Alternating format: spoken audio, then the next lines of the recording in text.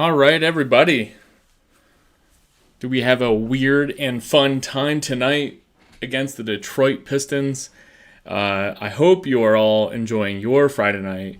I had a recommendation the other day that said, hey, if you're going to say this is a live post-game and beer, well, you should crack open a beer at the start of the broadcast. Well, and I got the beer I got at the bottom of the broadcast. I got a Colorado brewery.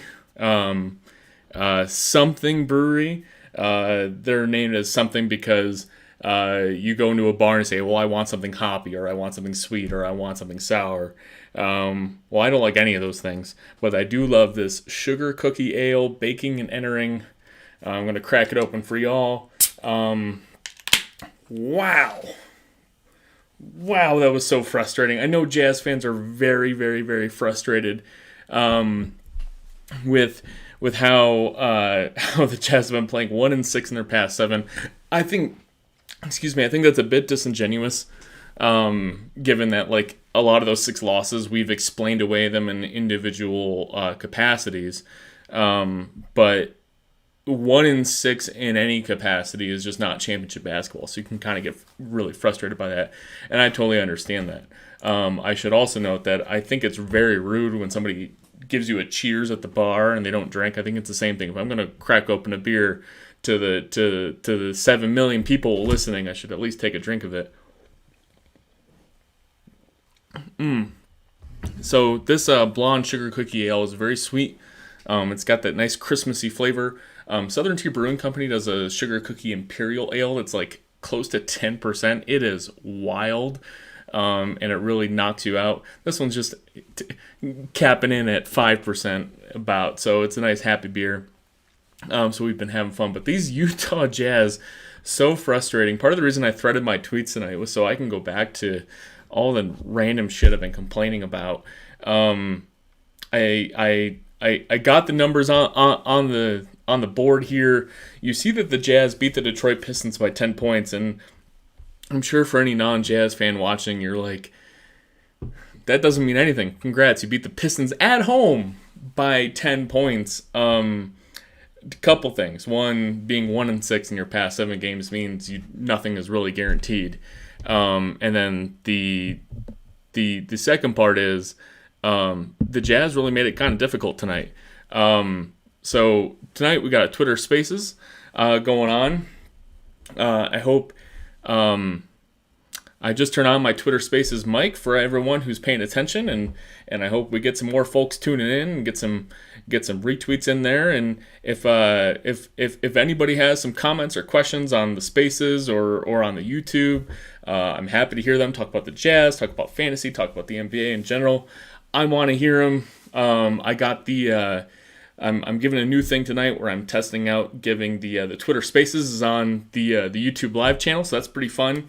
So if you want to have an audio comment, you'll see me react to it pseudo live, I suppose, and we'll have a good time with it. So as far as tonight, no Donovan Mitchell. So I posted last week about enjoying Jazz basketball, right?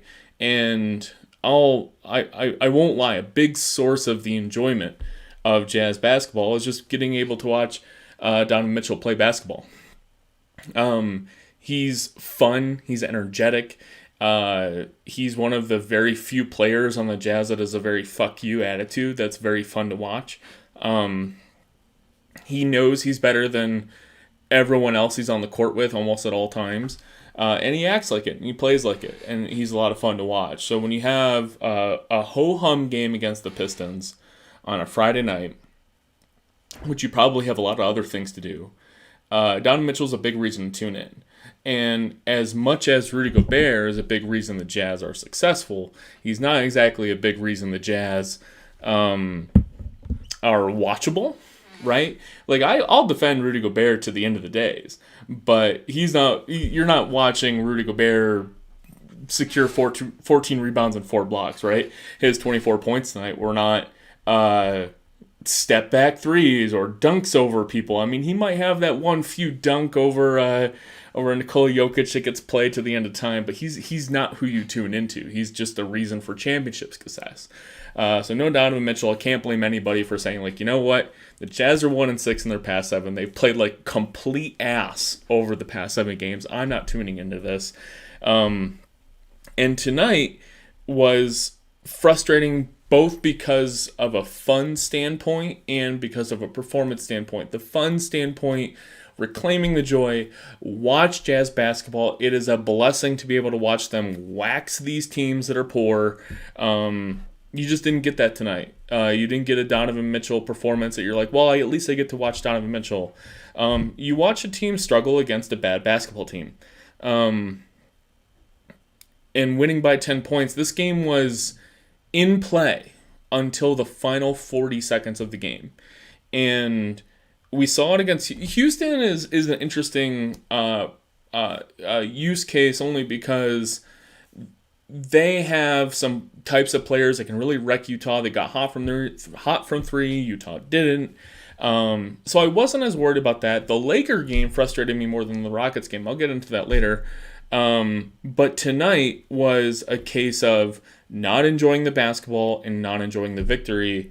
I didn't post the stats, but Jordan Clarkson had one of his more like actually performing well nights, and not just because he shot well, but because he decided things a little bit quicker, and he was a little bit more fun to watch. But I'm sure a lot of Jazz fans tonight are just a little frustrated at having to watch this team. This type of performance, we've been without Donovan Mitchell a few times. I think the end of the stretch of the regular season last year was pretty important. Watching him without he was out with a sprained ankle, but the Jazz played well without Conley, without Donovan, against some really good basketball teams because of their effort and tenacity and shooting ability. I think folks will argue it was really the last part that really did it. But tonight, just not having Donovan, there was just a lack of performance from everyone else that really should have still been like a 20-point blowout, a 15-point blowout. Even if it's not, even if you see these all the time against bad teams where like the bad team covers by, it's a 12-point spread. I didn't see what the spread was tonight. I'm sure it was over 10. Where they cover because the Jazz play their deep bench, or the extremely favored home team plays their deep bench for the last 10 minutes, and the road team somehow covers because their random rookie gets hot. That's not what happened. This was a tight game throughout, which was very stressful. I see Derek Geary commenting on YouTube saying, 23 from Bogdanovich is great. I want to tie that into a separate comment, which is a lot of people looking for trades for the Jazz right now, which we'll get into that. They're looking as Bogdanovich as the lateral move for a guy who brings more of a defensive perimeter attitude, more of a fuck you attitude. You can't ask for more shooting than what you get from Bogdanovich, and I think that's the wrong play. Bogdanovich is easily, if he's not the third best player with Mike Conley, he is 3A to 3B or 3B to 3A after the two All-Stars. You'll see me on Twitter commenting a lot that Bogdanovich, I think, is right for a trade, but only because I think other teams value him. I'm sorry, if you can get another team to value him as much as you can, as much as I think he is worth, you might be able to pry a really, really, really, really good player from another team. But if you're exposing Bogdanovich just to make a lateral move for him for Marcus Smart, that is a severe downgrade. That isn't a lateral move.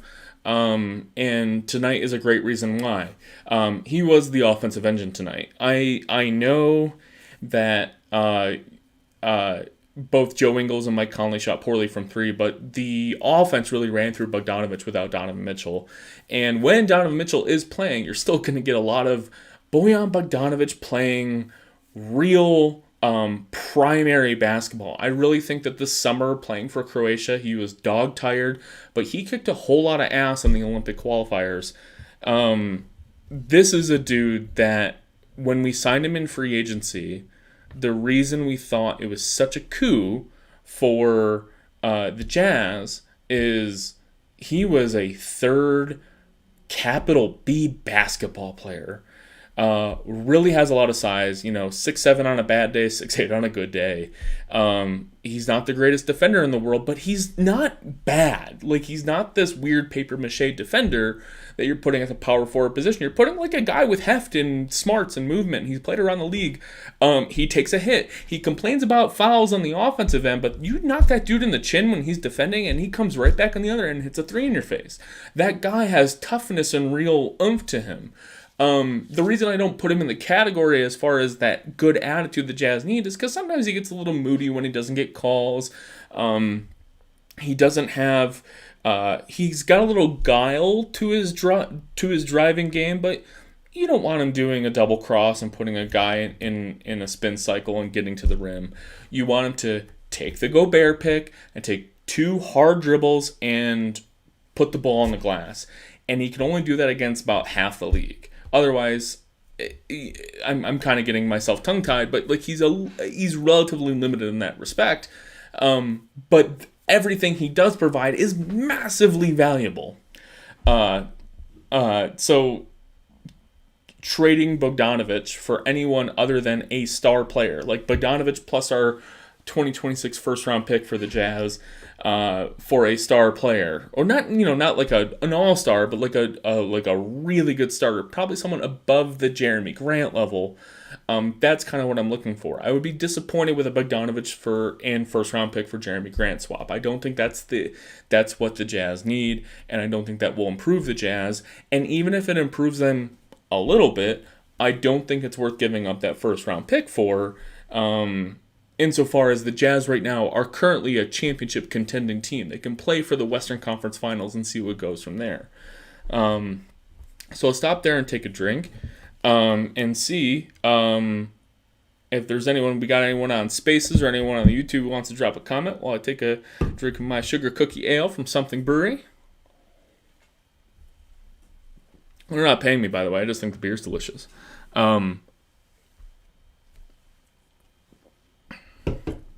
So this, at the end of the day, a win is a good night. A couple things we should just point out as far as how this game went. First of all, Joe Ingles from 3, totally broken. 1 for 8 from 3. But unlike when you see Mike Conley go 1 for 8 from 3, oh, did he do that tonight? Oh, I'm hearing in my earpiece that Mike Conley also went 1 for 8 from 3 tonight. I'm sorry, he went 1 for 7. Much better. Joe Ingles' 3-point shot, and part of it is because of the catapult way he shoots. He doesn't have that Kyle Korver good, accurate flick that you can rely on, and it's just straightforward. He was off. He was off. Left, right, deep, far, short.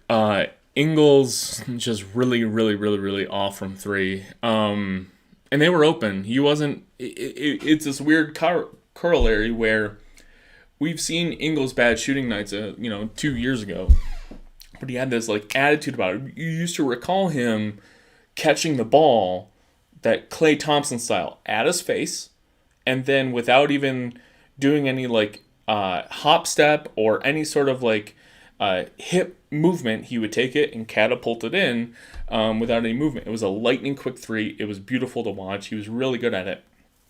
All of the threes tonight were open shots that he brought the ball down, reset his legs, and just missed wildly. It was really disappointing to see. I'm only like 60% joking when I say that Joe Ingles and his family should go to Australia for 6 weeks. In coronavirus times, Australia's been very, very, very strict with even their own citizens who can come back and live in the country. It was a big topic of discussion when the team won the bronze medal at the Olympics. A lot of them couldn't go home and celebrate with their families. And we saw it recently with Australia with Novak Djokovic. Unvaccinated, lied about it, couldn't get in the country. Joe Ingles is eligible to get back to his country. That's where his wife's parents are.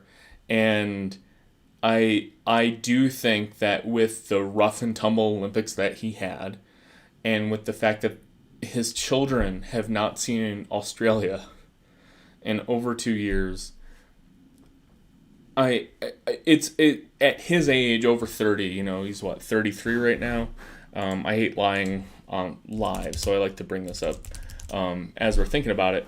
Yeah, he's 34, October birthday. So next season will be his age 35 season, which is, once you've made it 35 years, and you're still playing in the NBA, that in and of itself is a success, let alone making tens of millions of dollars, which he will be next year.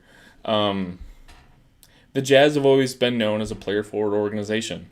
And I am only 60-70% joking when I say All-Star break, give him the reverse Dennis Rodman, where Dennis Rodman went off the grid for a week in Las Vegas and nobody knew about it. How about we know about it and send Joe Ingles and his family to Australia for 6 weeks, quarantine period on each side, right? 2 weeks in, 2 weeks out, come back, and just be a dad, be Joe, right? And I think that would be really, really, really good for him. It also, because as an established player, 6-man, if not part-time, he's almost a full-time starter at this point with how many guys the Jazz have had out in the perimeter. The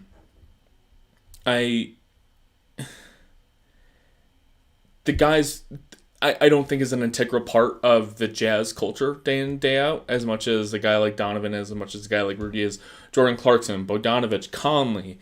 I think Joe Ingles is kind of considered, not like he was 3 or 4 years ago, as the glue guy that made everyone happy. I think he's just like the elder statesman that kind of keeps everyone together, and I don't think he's really bringing it his own. Katie Langston says that it feels like Ingles has fallen off a cliff this year. Statistically, he's actually okay. And when you reduce Ingles' play down to statistics, I don't think that tells the whole story. Ingles it looks like a net positive defender. He's actually a net positive in isolations and all that sort of stuff. Offensively, he's not the 1 for 8 from 3 that we saw today. He's a much better shooter than that. He doesn't make those same. He had a couple driving layups today off the glass that you're like, that's the Joe Ingles I know. But that Joe Ingles disappears against the good teams. Joe Ingles himself disappears against the good teams. I'm thrilled to see these Suns and Warriors games coming up, and this is kind of an abrupt segue from the Joe Ingles live postcast to talking about how we're going to play against the Suns and Warriors coming up. Joe Ingles is a great case study for this. Anyways, to close off that thing, I actually do think they should just give him a break. All-Star break, no 3-point contest, send that dude to Australia, send his family to Australia, see you in a month. I think that'll do wonders for him. So before I transition to talking about our upcoming slate against the Jazz, against the Warriors and the Suns, anyone got any questions or anything? Happy to take them. Got to take a drink of beer if I'm going to keep this postcast accurate.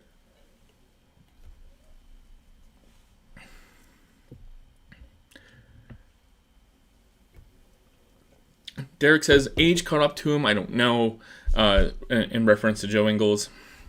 That's a tough one to parse. If only because Joe Ingles has always played like a 39-year-old man. It's the effort, the guile, the shooting touch, like that sort of stuff has always been old man Jazz. And Joe Ingles has really always been a part of that. Not really clear anything else other than, and we saw it in the Clippers series is when it really came to a head, where you saw Joe Ingles not being the happy asshole that we're used to seeing. That player that was thankful the Jazz gave him a shot. It just hasn't been the same guy. And I don't know if age is really a part of it, especially because his defensive advanced stats look okay, and it seems though he still has the athleticism. Two seasons ago, I said it was a bad idea to put him on Jamal Murray, and Quinn Snyder just didn't listen to me, some asshole on the internet. But I just didn't. He never had that capability. But even now, he doesn't have that same energy. It feels like it's something hard to parse. Because he has the capability to be a good basketball player, and I think he will be. Come playoff time, especially if the Jazz are playing well. Upcoming against the Suns and Warriors, this Jazz team feels like a team that plays to its opponent. I do think that the Warriors, let's check the Warriors score right now, actually, now that we're chatting other teams other than the Jazz. The Warriors were down by 11 to guess who? The Houston Rockets. Steph Curry was like 1 for 10. By the way, Mike Conley 1 for 7 tonight. That's very rare. So the Suns the Warriors. Of course, this is the shit that we expect Utah to do that they haven't done over the past couple of weeks when they've been 1-6. The Warriors are now up 2 against the Rockets. They've gone on a 33-20 third quarter run. The fourth quarter is just starting for Warriors Rockets. That's the sort of stuff we saw from the Jazz the past years. They come out in the third quarter and they kick your ass. The third quarter Jazz has been a very successful thing recently, and we just haven't really seen that. There was a period today where in the first half, I know it's a different period, but like Gobert and Conley were net minus for a period in the game today. They ended up obviously positive, but like the Gobert Conley minutes were negative for quite a while. Gobert, would you look at that? Gobert, I said, I should not be so glib. Gobert's -5. Conley's a -9 for the night. Trent Forrest a +19, team leading +19 for the night. Anyone who actually watched Trent Forrest play tonight doesn't know how that happened. But Gobert, it's not that he struggled against Isaiah Stewart or anything. It was just you saw he puts up 24 and 14 tonight. He was very much an impactful, helpful player today. And Conley going 1 for 7 from 3 doesn't really happen a whole lot. But this happens all the time. I think Derek brings up a great point. Like teams like that, championship teams, Toronto in 2019, kind of up and down, playing against bad teams and losing somehow. Like this happens a lot. And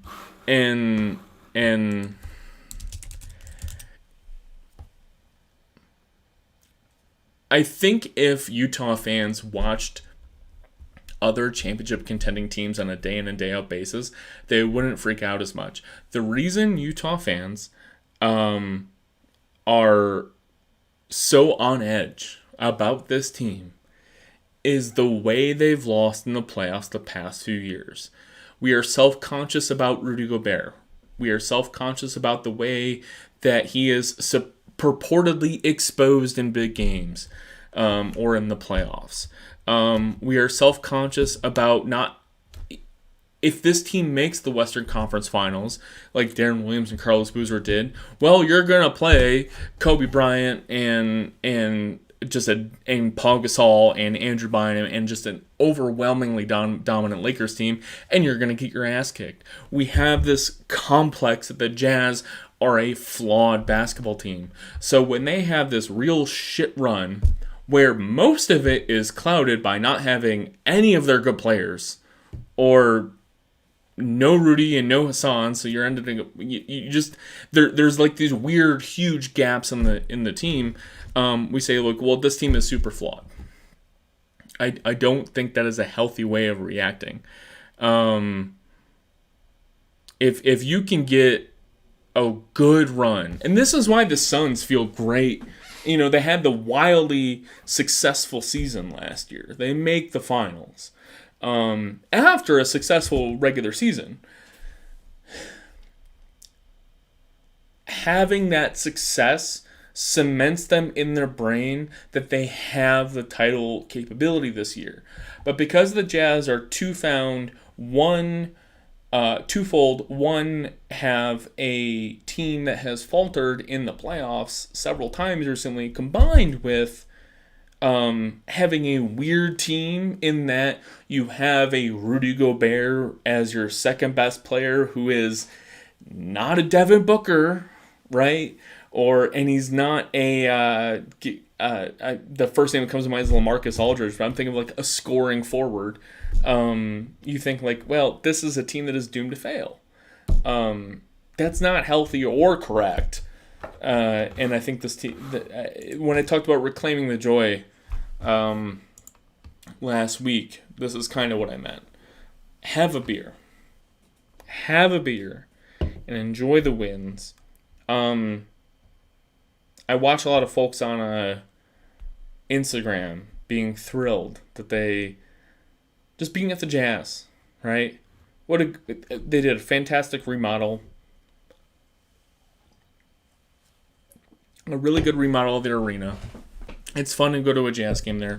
I wish it was cheaper. I live in Denver, and part of it's because Denver doesn't give a shit about the Nuggets, even though they should. They won the MVP, right? Nikola Jokic is a joy to watch.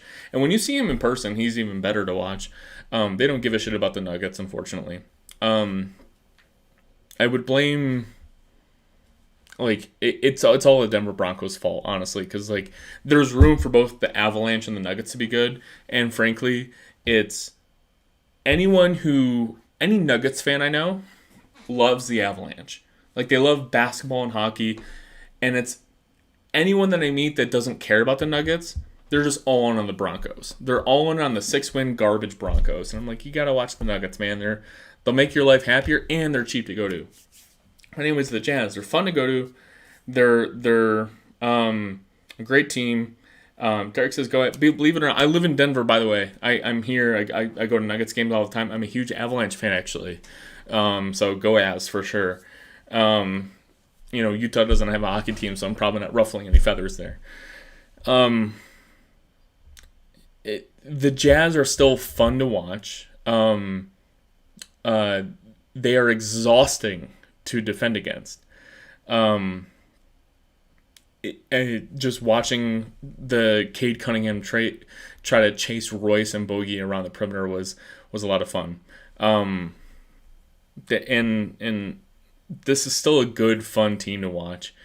I don't really have a conclusion for today because, the Jazz should have won by 20. This should have been a ho-hum game, but we had a lot of more eyeballs today than we normally would. This team lost to the Pistons as part of their 1-6 slide. I think that game was without Rudy Gobert, if I'm not mistaken. But they had Donovan for that. Donovan went for 35 or 34 in that game. And this game started with, I say started, but it was really the whole game. It was really much of a struggle. Corey Joseph just dusting Trent Forrest off the dribble. Saban Lee dusting Trent Forrest off the dribble. Looking at my stats off to the side. Trey Lyles, Utah's favorite son. Trey Lyles would trade good plays for just getting completely destroyed by Utah, which is fun to watch. But Saddiq Bey had another nice game. If he shoots a little bit better from three, he has a much better performance. And Cade Cunningham, man, Utah gave him some confidence in that game. He was fun to watch and he was good. I think he's got this he's got a sleepy demeanor about him, but he also has some sneaky, fun, slow layups too. He had this one baseline layup that is the only way to beat Rudy Gobert baseline, and he's already figured it out.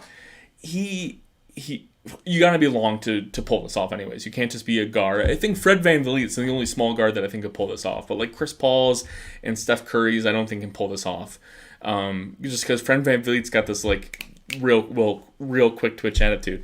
I should describe the play before I go into it. Cade Cunningham drives baseline, and so he drives by Gobert guarding the hoop. Gobert has his back to Cunningham. But Gobert has his eye behind him, and he knows, I can defend the rim if necessary, and this is why guards can't usually do the baseline, off the backboard thing. So Cade Cunningham, as he plants his strong foot down on the baseline, he, no look, passes it up off the backboard without even jumping, and gets a layup. Every other NBA player needs to take another step before they actually turn and look at the basket. And Cade Cunningham plants a strong foot and just kind of flips it up over his shoulder, and he nails the layup. That's an impossible shot. But I was impressed that, like, not that Cade Cunningham's a trickster and can make that shot. It was just really cool to me to see a player kind of figure out, like, all right, if I'm going to be the defensive player of the year, how am I going to do it? And he said, I'm just going to do this thing I know how to do. I've done it since I was in high school. When the JV team's playing, I'm just kind of got my backpack on or whatever. I'm just kind of dicking around, and I just kind of flip the ball off the backboard. He's like, I know how to do that. So why don't I do that, like, right as I'm under the hoop, and I'll do that and get two. That was cool. I don't think that's not a reliable shot. Players can't do that all the time, but I just thought that was really cool to see. He'll be a good star for a long time.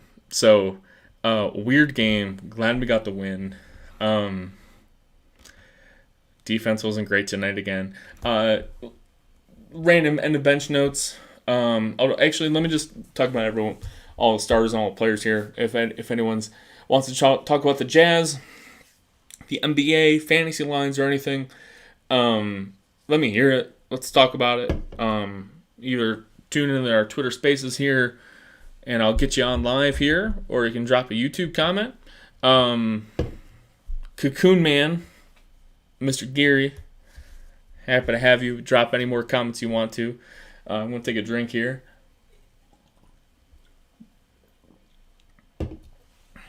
And starting lineup, Royce O'Neal, he had a...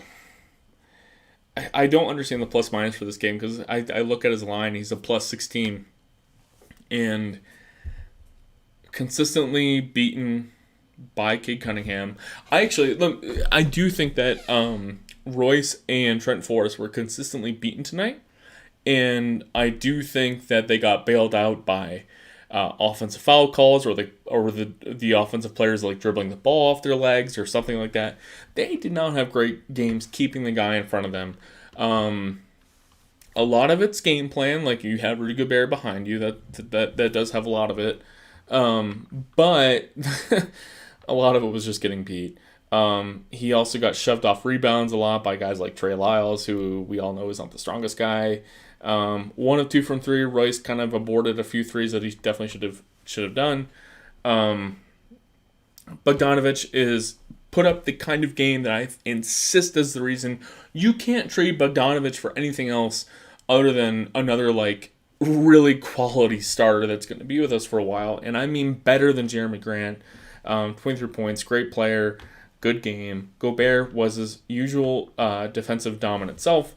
His -5, I don't tell us the whole story. Mike Conley couldn't shoot for shit, and I'm glad he only played 30 minutes because dude needs to rest. Joe Ingles was, he was a potato.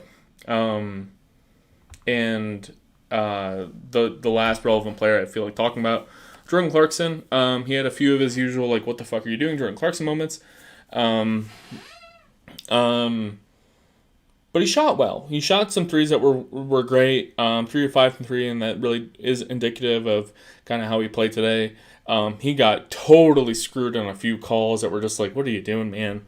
That were not his fault. But I thought today's Jordan Clarkson game compared to this season, you would say is good. Compared to last season, today's Jordan Clarkson game would be considered like, he left a few on the table. He's better. He's better than he's shown this year, if only because we've seen him do it for a whole season and a half. So we'll see what happens from there. Geary's got a good question. What are we expecting for Jazz Suns? And I think you bring up a good point. Like, let's assume Donovan Mitchell plays. He got that concussion on Monday against the Lakers. He should be good going forward. It was not a whiplash concussion where he slammed his head on the court. He got an arm to the face, and he played the rest of the game. So I think they were just trying to keep him easy, keep him good for the game against an easy Pistons opponent. I think he could have played Wednesday against the Rockets, and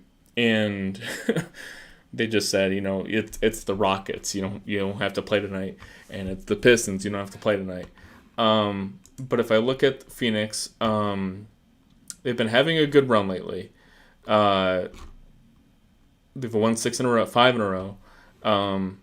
Everyone I think is healthy except is Ayton playing, or it's actually I keep tuning into like the fourth, fifth, sixth seeds in the West and not everyone else. But they're still without DeAndre Ayton. When is DeAndre Ayton coming back? Do we know?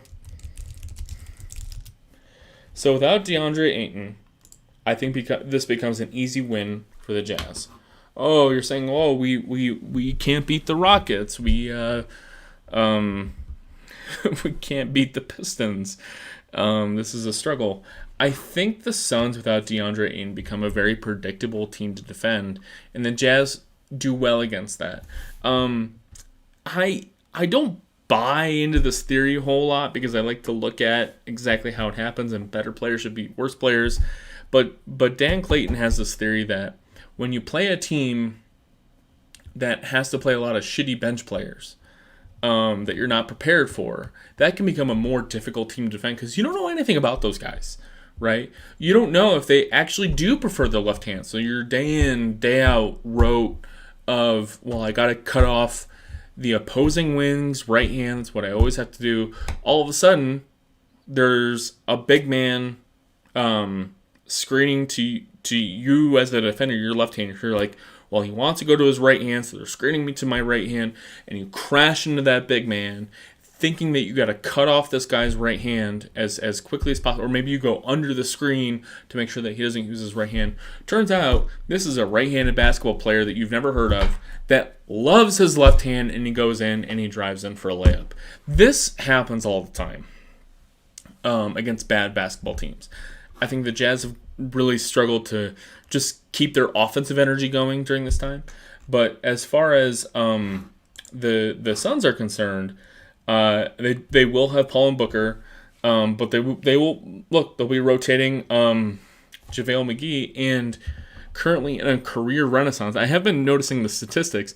Bismack Biyombo is he got signed midseason as part of like a hardship thing. And he will be going for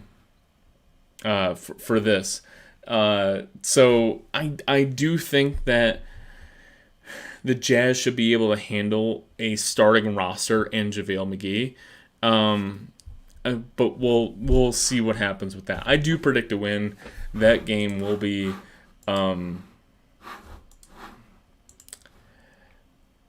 I'm hoping that game's at home. I bet you it's in Phoenix, isn't it?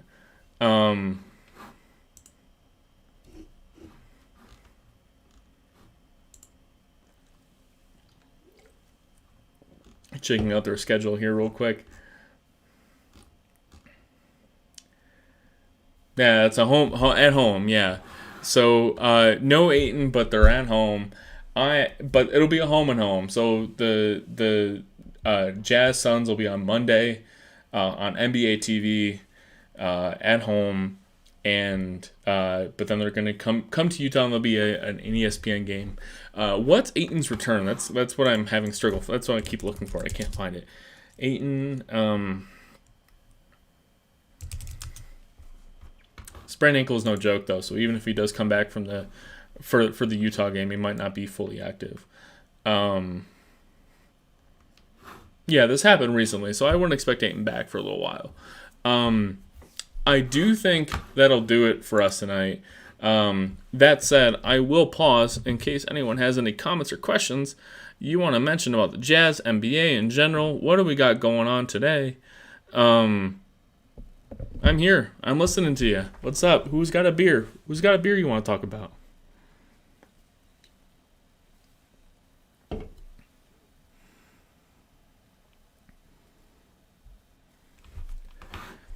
I think that's our show for today. That's all right. This has been fun. Good win. Only because it was a win. But no one really enjoyed watching that. But I had some beers that I enjoyed. Thanks for all for tuning in. My man Cocoon, DG. Thanks for dropping in the comments. I agree with you on pretty much everything you're saying. I love having you comment. It's a lot of fun. That's all I got for today. And Jazz got a tough schedule coming up. Warriors, Suns, I think I'll be live for a few of those as well. All right. Y'all have a good night.